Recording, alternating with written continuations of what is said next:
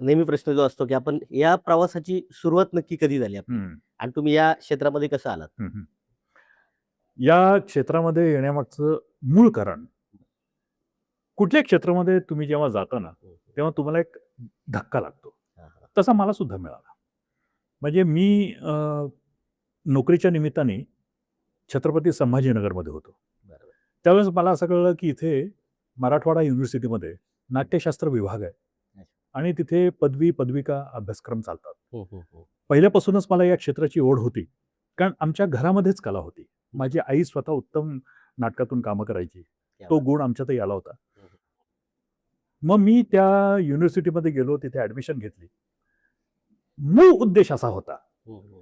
की काही ओळखी होतील, बरं. जेणेकरून आपल्याला कुठेतरी काम मिळेल. एक हा प्रत्येकाचाच तो गुण असतो ना हो, स्टार्टिंगला, बरोबर की आहे. ओळखी व्हाव्यात म्हणजे मला काम मिळेल. हं, हं. तसा मग मी त्या युनिव्हर्सिटीमध्ये ॲडमिशन घेतली. त्यावेळेस आत्ताचे अनेक दिग्गज कलाकार बरं आहे. माझ्याबरोबर शिकत होते. क्या बात है! म्हणजे मकरंजी अनासपुरे, येस, येस. प्रतीक्षा लोणकर, हं, हं. वर्षाताई बरं, सगळे त्यावेळेस होते. बरं. यांच्याबरोबर तेव्हा जे इंटरॅक्शन झालं आणि असं वाटलं, की आपल्याला सुद्धा चान्स मिळेल. हां, हां.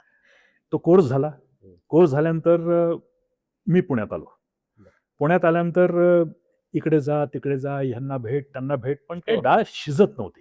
हां, हां, हां. असं करता साधारण 1996 ला एका व्यक्तीच्या बरोबर परिचय झाला आणि त्यांनी सांगितलं, की दूरदर्शनसाठी तेव्हा दूरदर्शन होतं. दूरदर्शनसाठी एक मालिका करतोय, त्यात तुम्ही काम कराल का? हं, हं, हं. तर म्हटलं, "अवश्य करीन."